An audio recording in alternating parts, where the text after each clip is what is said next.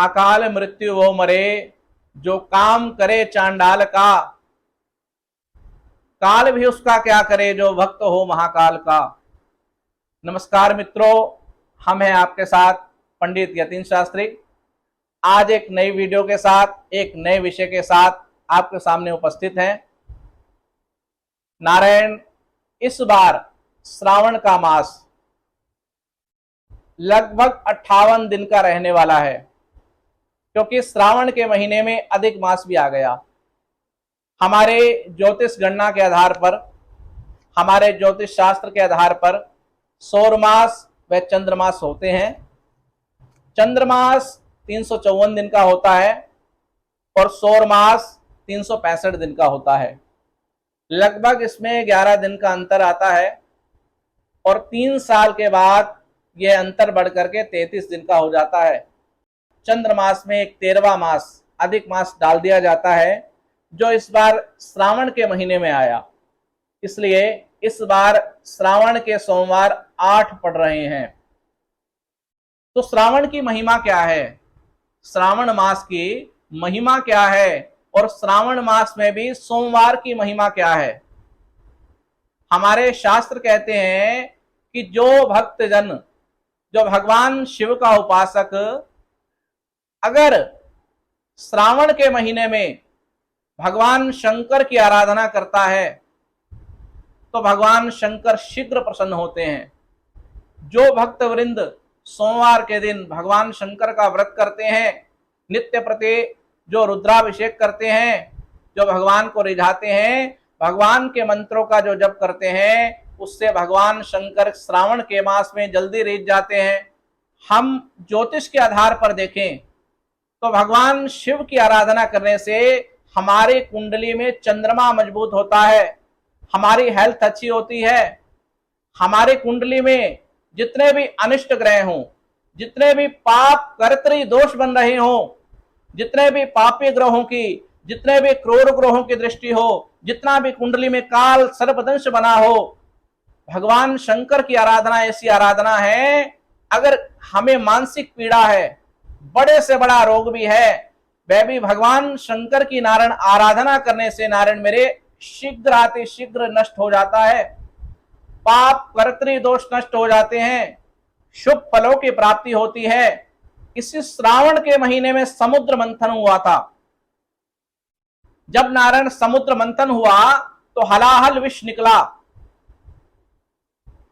भगवान शंकर ने इस विष को फैलने से रोकने के लिए इस विष को अपने कंठ में धारण किया, जिससे भगवान शिव का जो नारायण मेरे शरीर है गर्म हुआ। उनकी जलन को शांत करने के लिए सभी देवताओं ने भगवान शंकर का नारायण यहां पर अभिषेक किया। दक्ष पुत्री मां सती ने 1000 जन्म त्याग करके, 1000 शरीर त्याग करके, 1000 बार कठोर साधना करके हिमालय राज की पुत्री पार्वती के रूप में जन्म लिया। और बंधुओं, इसी श्रावण के महीने में भगवान शंकर को उन्होंने रिझाया। बड़ा ही कठोर तप किया वन में जाकर के।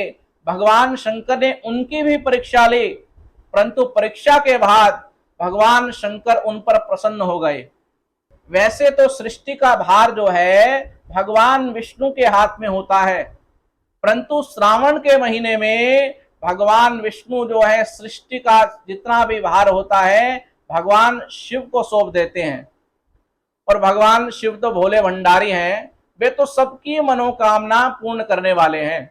सच्चे दिल से की गई इस श्रावण के मास में की गई जो आराधना है, जो साधना है, जो पूजा है, जो जप तप होम है, भगवान शंकर को रिझा देते हैं। भगवान कहते हैं कि हम क्रिया करें, फल की इच्छा ना करें। यहां हमारे शास्त्र कहते हैं, हमारे गुरुजनों ने एक बात पर नारायण बड़ा ही जोर दिया। क्या बात है? हमारे गुरुजन कहते हैं कि कर्मनिष्ठ व्यक्ति के जीवन में क्रिया का अधिक महत्व होता है, किंतु कृपा का नहीं। किंतु कृपा के आगे जो क्रिया है महत्वहीन हो जाती है। कुछ भगवत भक्तों के हमें YouTube के माध्यम से कुछ प्रश्न आए। उन्होंने हमसे पूछा कि आपने आचार्य जी, आपने पिछली वीडियो में हमें समझाया कि भगवान शंकर का पूजन किस प्रकार करें, क्या घर में शिवलिंग रखना चाहिए या नहीं। तो हमने बताया कि घर में शिवलिंग रखना चाहिए, इसमें किसी प्रकार कोई दोष नहीं है। और हमने साथ साथ ये भी बताया कि शिवलिंग का आकार कितना हो। आप हमारी पुरानी वीडियो में जाकर के देख सकते हैं शिवलिंग कौन सा स्थापित करें, शिवलिंग का आकार क्या हो। और इसके साथ साथ नारायण आज की वीडियो में हम आपको बताएंगे कि शिवलिंग जो है कहां पर स्थापित करें मंदिर में। नारायण मेरे, जो कुछ हम कहेंगे हमारे शास्त्रों के आधार पर कहेंगे। तो हमारे शास्त्र कहते हैं चांदी की थाली, कांसे की थाली और पीतल की थाली में ओम बना करके उस पर अक्षत रख करके उस पर पुष्प रख करके भगवान शंकर की स्थापना करें। और जलहरी का जो मुख है उत्तर की ओर होना चाहिए। आगे बताया शास्त्रों में कि नंदीश्वर का जो वास है पूर्व की ओर हो, श्री गणेश जी का वास दक्षिण भाग में होना चाहिए, त्रिशूल का वास पश्चिम में होना चाहिए और मां उमा का जो वास है उत्तर के भाग में होना चाहिए। हमारे यहाँ पर शास्त्र कहते हैं कि शिवलिंग अपि सर्वेषाम देवानाम पूजनम भवेत। शिवलिंग के प्रत्येक कण कण में सभी देवताओं का वास है। अगर किसी प्रकार श्री गणेश जी, त्रिशूल, नंदीश्वर, मां उमा अगर हमें नहीं मिल पाते तो केवल शिवलिंग की आराधना करने से ही शिव से शिव परिवार का नारायण हमें संपूर्ण फल प्राप्त हो जाता है। शिवलिंग के ऊपर का भाग खाली नहीं होना चाहिए। हमने पिछले शॉर्ट्स में बताया कि लिंग पुराण के उत्तर भाग में आया कि यस्य राष्ट्रे तुलिंगस्य मस्तकम शून्य लक्षणम। शिवलिंग के ऊपर का भाग खाली नहीं होना चाहिए, क्योंकि अगर शिवलिंग के ऊपर का भाग खाली रहता है, ध्यान रखना बंधुओं, अगर घर में शिवलिंग के ऊपर का भाग खाली रहता है तो वहां दुर्भिक्ष अकाल पड़ने की संभावना रहती है।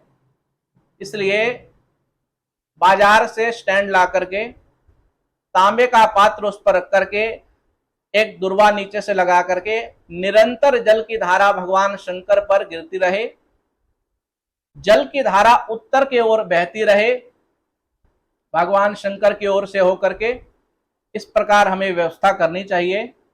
अगर ये भी व्यवस्था हम नहीं कर पाते तो क्या करें, जो गमलों में पुष्प उगते हैं उन पुष्प को ले जाकर के भगवान शिव के मस्तक पर, शिवलिंग के ऊपर का जो भाग है वहां स्थापित करें, उस पर अक्षत स्थापित करें, उस पर काले तिल स्थापित करें। ये छोटे से विधि विधान से भगवान शिव की आप घर में आराधना करें। वैसे तो भगवान श्रद्धा के भूखे हैं, ये तो जितने भी भाव हैं, जितनी भी पूजाएं हैं, अपने मन को शांति देने के लिए हैं। भगवान शंकर तो इसके विपरीत एक लोटे जल से भी नारायण रीझ जाते हैं। तो इस प्रकार नारायण हमने आपको बताया कि घर में शिवलिंग स्थापित करें, उत्तर की तरफ करें, नाना प्रकार के देवताओं का वास बताया, ऊपर का भाग खाली ना रहे, जल की धारा बहती रहे, इस प्रकार शिवलिंग की स्थापना करें। अब अगली वीडियो में हम आपको बताएंगे भगवान शिव की सरल पूजा क्या है, भगवान शंकर की पूजन की वह सरल विधि क्या है, ये अगली वीडियो में हम जानेंगे। तो इससे संबंधित आपका कोई भी प्रश्न हो तो आप हमें कमेंट बॉक्स में कमेंट कर सकते हैं। महादेव के भक्तों को हमारा हर हर महादेव प्रणाम।